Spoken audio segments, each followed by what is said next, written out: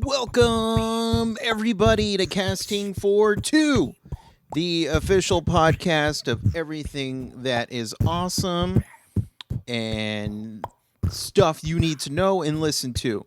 And I am lucky enough to be hosting it. I am Chris, that one random guy who just is really fortunate to talk to amazing people. That's who I am. I'd like to thank everyone for checking me out, stopping by. New listeners, welcome. Old listeners, welcome. Everyone's welcome. Even non-listeners, welcome. Before I get into today's guest for episode number 82, this is number 82. I'm almost to 100. I'm, I don't know why, but 82 is a good number to me. Both even numbers like it. If you would like to contact me, as always, you can email me, castingfor2@gmail.com, or you can tweet me at castingfor2. My personal Twitter is at Mr. MRCMH, which is basically my initials. But I love chatting with everybody. It's really the best way to find new people, new interesting people that I would love to talk to. So I'm always up for anything. Hiccup. Today I got a great guest for you guys today. He is the man, the myth, the legend, Mr. Redray Frazier. And he's a musician. He is a singer-songwriter. He has a new album coming out, well, soon, hopefully. He's doing an Indiegogo campaign right now. And the new album's called Blood in the Water. And I just had a blast talking with him. He's very cool, very nice guy, and also makes really great music. So I should not like him because of all those things, but I like him even more. So you know what? Let's just get into today's episode. So sit back, relax, and Chris, cue the music, please.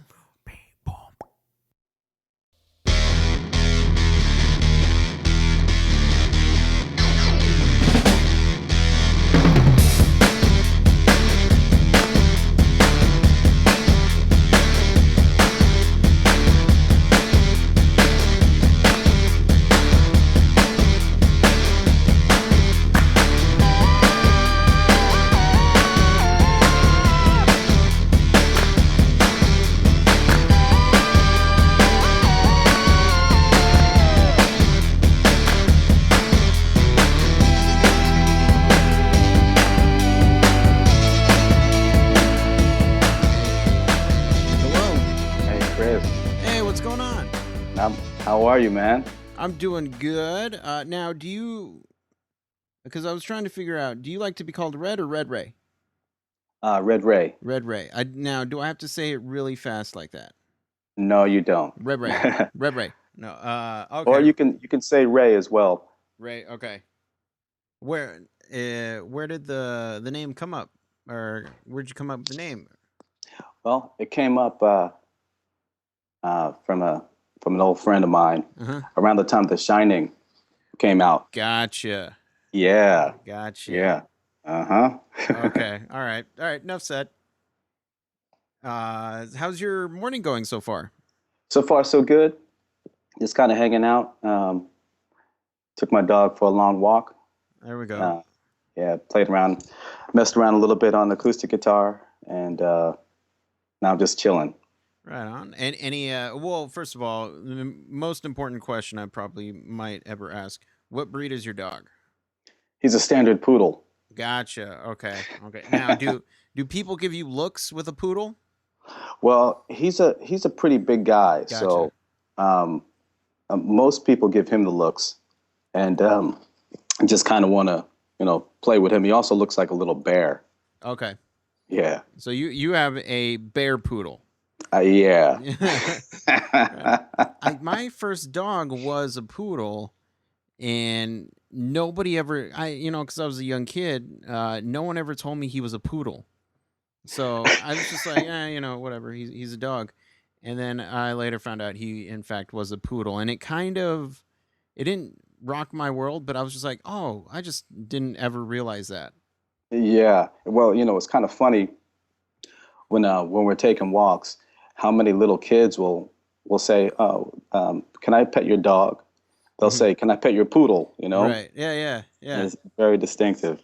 Well, now I have two corgis, and I mean, I've gone on record saying they're freaks of nature just because their legs are so tiny. Yeah, yeah, they're cool dogs, though. They're cool dogs for sure, but it's nobody knows what breed they are. Yeah, So it's like, what kind of dog is that? It's a corgi. I'm like, what? And yeah, and I'll be honest with you, I've never heard of them until we actually got them. yeah. It's funny because well, in Portland, as you know, Hmm. there are probably more dogs than people. You're right.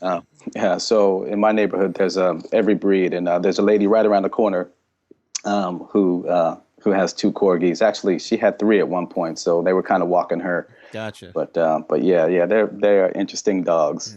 Yeah, they're just so yeah, they're interesting. Again, they're freaks of nature, but they're very cute.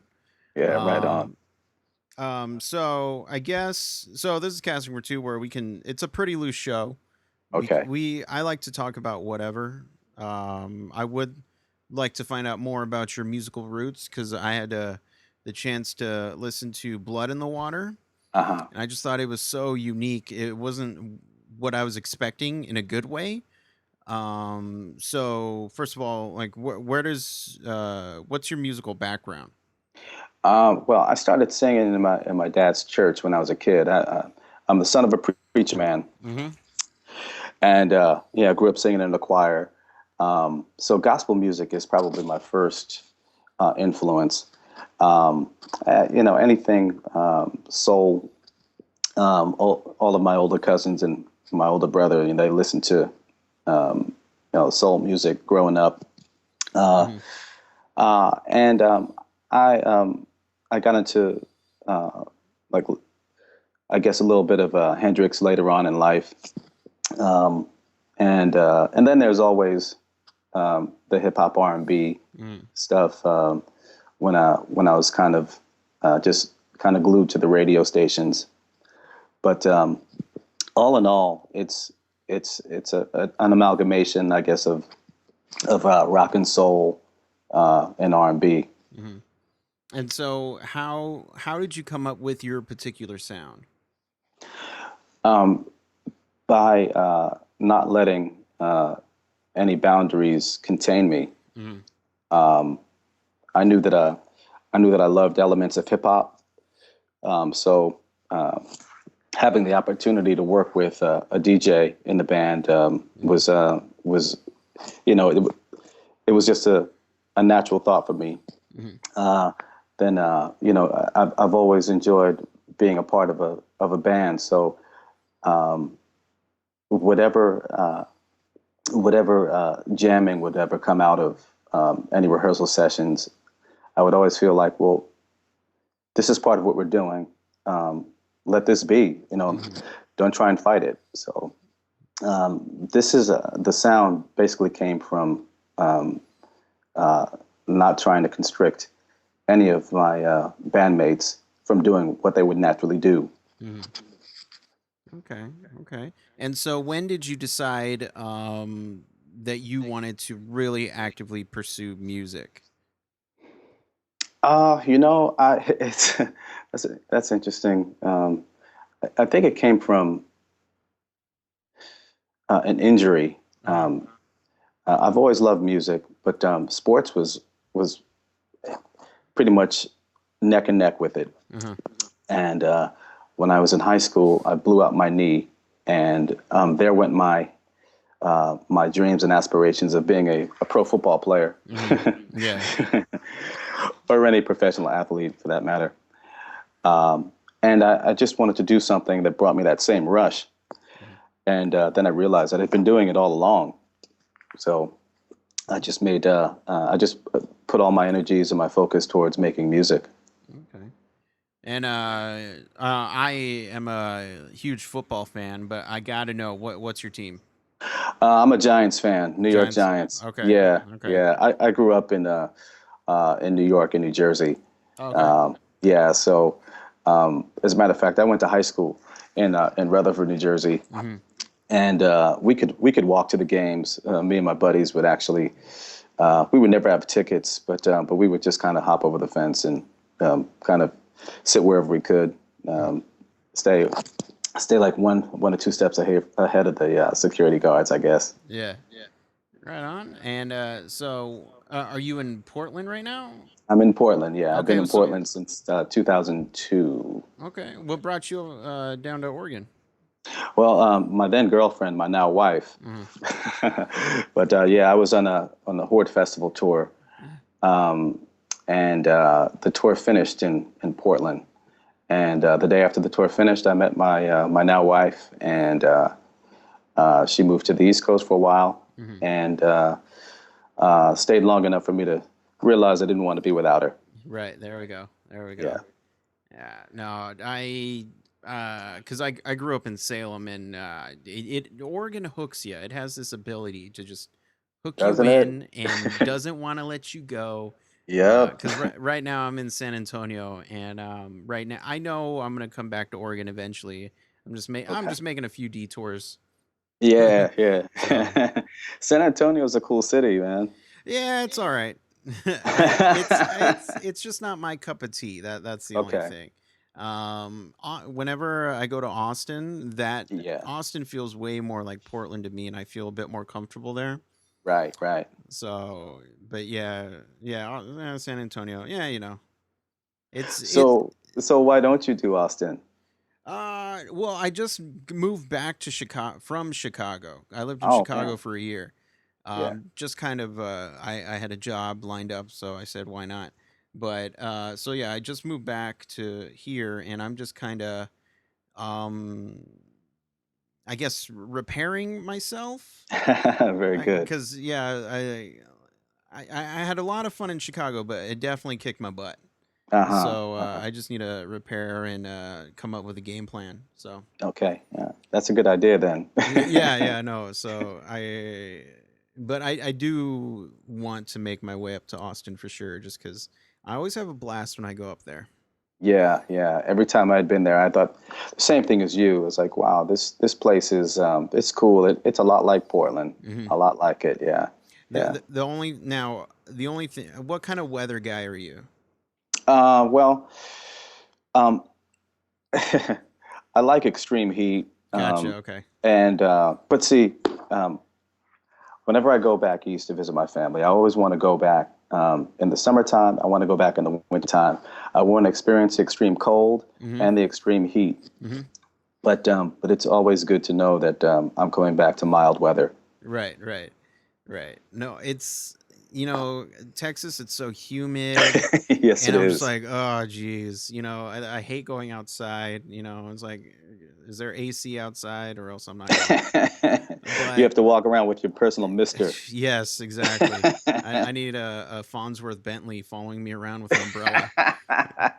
But We all need one of those, man.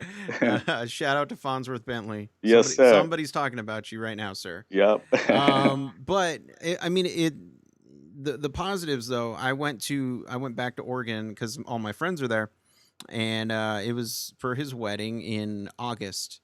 Yeah. So it was pretty hot, and I was just kind of standing outside, in a full tuxedo, and everybody was freaking out about how hot it was, and I'm just Yeah. standing like, "What are you guys talking about? It's fine. Just get under the shade. You'll be fine." Yeah. Uh-huh. So my heat levels have gone up. My heat tolerance, which is Yeah. good. That, and now that I was in Chicago during the wintertime, my cold tolerance has gone up as well because I love the cold weather. The colder, the better. But Oh yeah. it was you can't see, but I have a beard right now. Whenever I breathed out, like my mustache would automatically get kind of frozen. Yeah. Yeah. So I just love. I went from one extreme to the other, and I love the colder weather. Yeah, yeah, I do too. And I'm also in the retail fashion world, and Hmm. I serve as a stylist to a lot of different people, and it's pretty cool when the colder weather starts happening, Hmm. because then you can wear all of these layers of cool clothing. Right. Yeah. Yeah, yeah. So I dig that. it was really funny, growing up in New York and seeing, seeing people like wearing fur coats. I don't really dig fur coats, Yeah. but but there was a reason why those people were wearing fur coats, man. It was freezing out there. Yeah. Uh, but regarding your tuxedo, I played Bonnaroo Uh-huh. a few years back when I was touring with David Byrne. I was in his band, and Al Green was Mm. he was playing the same day we were, and I got to check out some of his set, and it was scorching hot, Mhm. and he was working it on stage, and he was in a full three-piece suit, a black three-piece suit. It didn't even look like he was breaking a sweat, Yeah. man. He was, well, that's because he was reflecting the heat out to other people, and so he was making other people hotter, Yeah, not just because uh-huh. of his music. Yeah, he was bringing the heat. Yeah. Yeah. Um, and see, my like I've always said this, when it's colder, you layer up, and that's great. When it's hot, there's only so much you can take off before it's inappropriate. So it's like, so that's Yeah. why I always prefer colder weather. Uh-huh. But I've always wanted to talk with people sort of that do fashion a little bit. What Yeah. I just have a quick question. What's in right now? Like Fitted clothing. fitted clothing? Okay. Yeah, yeah. No matter what shape or size you are, um, you can find something that fits you properly. And I mean, small adjustments, just lengths of shirt sleeves, uh, pant legs. Hmm. It doesn't take a whole lot to make something fit you properly, Hmm. and and everyone thinks that you have to spend a ton of money to find these articles, but really, there are just a couple of points that you should pay attention to. Hmm. Like if it's a shirt or a jacket, make sure that um, it fits you properly in the shoulders. Hmm. Okay. And if the garment is baggy on you, man, you can go to a tailor, and it's easy. They're pretty easy to find too. Um, and Portland happens to have some really great ones. Hmm. But you can have a garment that you bought in a secondhand store, vintage shop, that costs you maybe $30, and you can make it look like $300 just by like some $12 tailoring. There we go. So basically what you're telling me is I got to return my new parachute pants that I just got. That's or get them tailored to fit. Well, yeah, maybe you can get them your parachute pants tapered at the bottom a little bit, and then you'll Uh, be in that new MC Hammer wave of clothing that has made its way back. exactly. Yeah. Yeah. Oh man. Well, all right. I'll give that a Parachute shot. pants, my man Chris. uh, I guess we should talk a little bit about the album Blood in the Okay, Water. Is yeah, is that out right now? it is not out right now. When does that come out? Because I want people to know when it comes out. Well, the recording is finished, the mastering is finished, but it's got to go into reproduction. I have a video to put out for it. I'm actually getting ready to launch an Indiegogo campaign Hmm. any day now. Um, as you know, if you're putting out independent music, and it is expensive. Yeah. Yeah. Oh yeah. Yeah, yeah. And I had been fortunate enough to, like when I first started out making music, I had a couple of record deals, and um, yeah, the record companies do that stuff for you. Hmm. Yeah. They do everything for you. They take all the Yeah, money, but they do they everything take for you. they take all of it, They'll man. they'll take every last parachute pant you have. Yeah, uh-huh. They did. Man, I was rocking my parachute pants like crazy, but they took them. Yeah, exactly. They took your Farnsworth band. They took everything. They took everything, man. But that's okay. That's okay. I'm much happier right now. There we go. And the beauty of independent music is that you can still be very regimented, and you can make the calls, and you don't have to sell quite as much to keep your operation afloat. And that's a beautiful thing. Mhm. So I'm going to launch this Indiegogo campaign fairly soon, Mhm. and I'm going to get this project out to the listening public.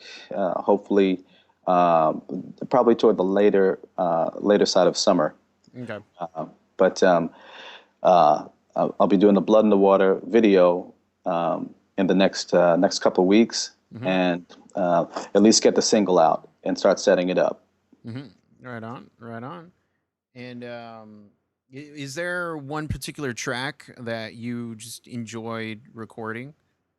I'd have to say Blood in the Water. Yeah. But there are a couple of other tracks that kind of snuck up on me, and that's "Ain't No Way" Mhm. and "If You Let Me." Okay. They've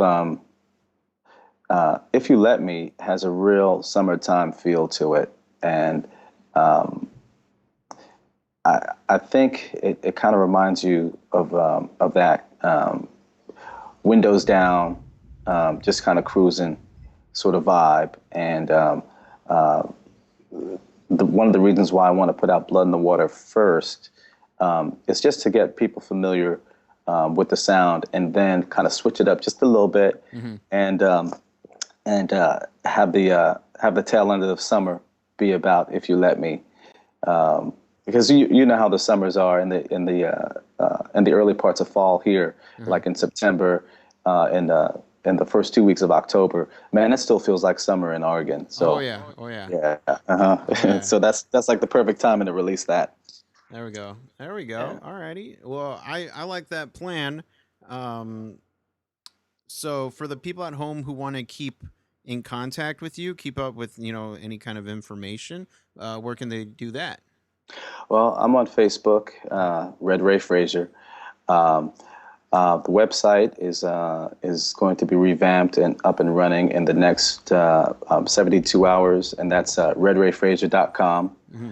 I'm also on Instagram, Redray Frazier, and Twitter, Redray Frazier. What a surprise! There we go. There we go. Yeah. All it's so it's really hard to find you, Oh, basically. super hard, man. Super hard. Yeah. No, that's yeah. I can't wait to, and when and this is just you and I talk when the Kickstarter Indiegogo campaign Yeah. comes out. Let me know because I'd be happy to just uh, drill it down people's throats. Man, thank you. I appreciate that, Chris. I Oh mean, yeah. it's I think we're all in it together. Mhm. There's so many great ways of finding great music these days, and the best way is just people sharing it. Mhm. So Exactly. I Sharing is appreciate caring. sharing is That caring, is a man. new song that you're gonna write. Sharing is caring. Would you be in the studio with me, Chris? I'll be in the studio and I'll do the music video for free. Right on. How's that? There you go. I like that. All right. Well, Red Ray. Yeah. I've had a blast chatting with you. It's thundering outside, so I'm afraid of getting struck by lightning. So I think I'm gonna have to go. Oh man. All right. Well, be careful out there. Thanks for your time. I appreciate you having me on. Absolutely. Anytime you want to come back on, just say the word. All right. Oh, you got it, man. All right. You have a good one. Yeah, you too. Thanks a lot, Chris. Thank you. Bye bye. Peace.